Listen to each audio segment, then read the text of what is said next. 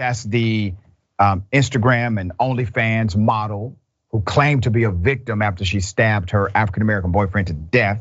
Clenney, new information has been released that shows the historical violence of this particular murder suspect. Here it is. Okay, they're on the elevator. Obviously, she's upset. She strikes him, continues to physically assault the man she later decided to murder. As you see, he is attempting to defend himself. He is not striking her back. And then he tries to actually restrict her movement. That part is coming up now. Unsuccessful attempts here.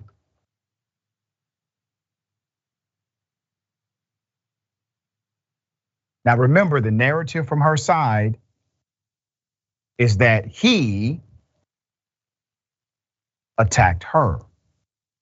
If you remember the first time I reported on this story, I highlighted her own friends who said, you know what? We don't really buy her story because honestly, we've seen her attack him. And they both had a pretty volatile relationship, but we've seen her be violent with him. This came from her own friends. Now, did she get arrested immediately? Of course not. She was detained temporarily, came up with a sob story that was not corroborated, by the way, by the evidence, nor by testimony of her friends. She then goes to a mental hospital because she says she's suicidal. She becomes a victim immediately, pulling a Karen on all the cops. She's released from the mental hospital, and then she goes to a bar, drinks, and celebrates. She got away with murder, right? At least according to her at that moment. And then she decides to post a picture of her barely clothed with blood on her body on her OnlyFans page. Who in the hell does that? A killer does. Miami prosecutors released the video. All right, let's put up the picture of her and the man she killed. Let's put that up, remind people of the dynamic here. Miami prosecutors released video showing Courtney Clenney attacking Christian Obumseli in the elevator of their Miami apartment. This happened February 21st. The defendant was aggressively attacking Christian, said the Miami-Dade state attorney, who called the young man a victim of domestic violence. She said the couple had been involved in an extremely difficult and combative relationship since November of 2020. That's noted for the record. So the girlfriend was reportedly arrested following a domestic violence incident in Vegas in July of last year. Rundle said police had responded to numerous domestic disturbance complaints about the couple, and their building's management was moving to evict them. An arrest report said prior incidents with the model being physically violent with the victim ultimately led to her arrest. The violent and toxic two-year relationship of them both did not have to end in tragedy with Christian's murder as a victim of domestic violence, the prosecutor added. Let's put up that picture. Let me remind you of the picture that she decided to put up. Okay, that's what she did. After a whole human being is dead due to her actions. She was arrested in Hawaii on Wednesday on suspicion of stabbing her boyfriend to death, which happened April 3rd. Police were called to the couple's apartment after she stabbed him in the chest. His autopsy report said the blade went 3 inches into his body and pierced a major artery. The girlfriend admitted to the killing, but she said it was in self-defense. She claims Christian pushed her and threw her to the floor, so she grabbed a kitchen knife and threw it at him from about 10 feet away. That was the story the cops believed. Keep that in mind.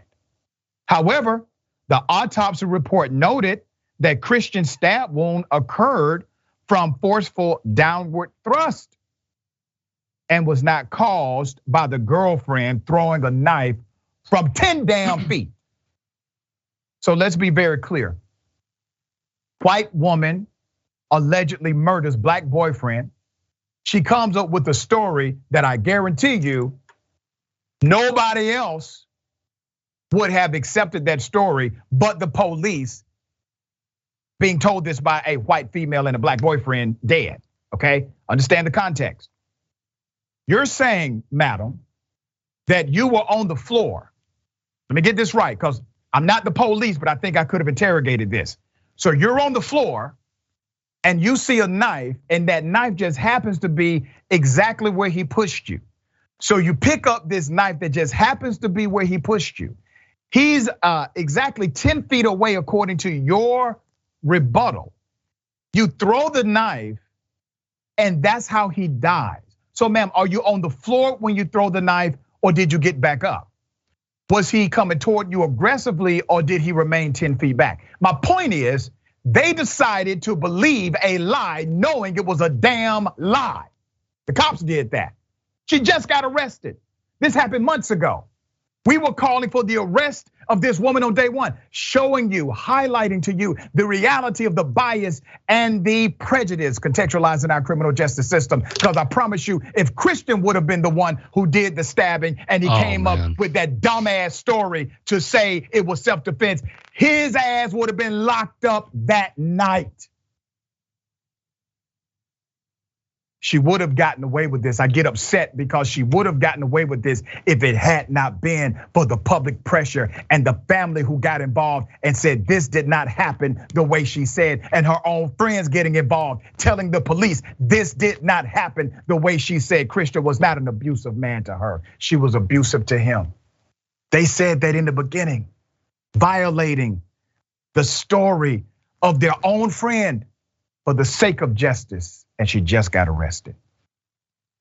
Put up a picture, 4 months later, she goes to jail. Once again, she's crying white tears. They may actually work again, ironically. They worked the first time, and we've seen them work routinely. But to me, you're looking at a cold-blooded killer. Rick, thoughts here? So, very well put. When we do, what if the shoe was on the other foot? And we do it a lot in politics because can you imagine if hypothetically, everything that's going on at Mar-a-Lago, it were to happen to, let's say, Representative Omar or Barack Obama? Because it's just amazing what a certain kind of folk can get away with in this country.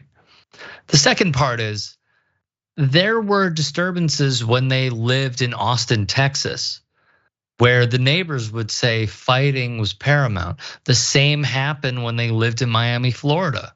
They almost got evicted from one of those properties. The biggest thing for me, because if there is no doubt at all when it comes to the science of really anything. Science, in a way, to copy and use the word of the show, is indisputable.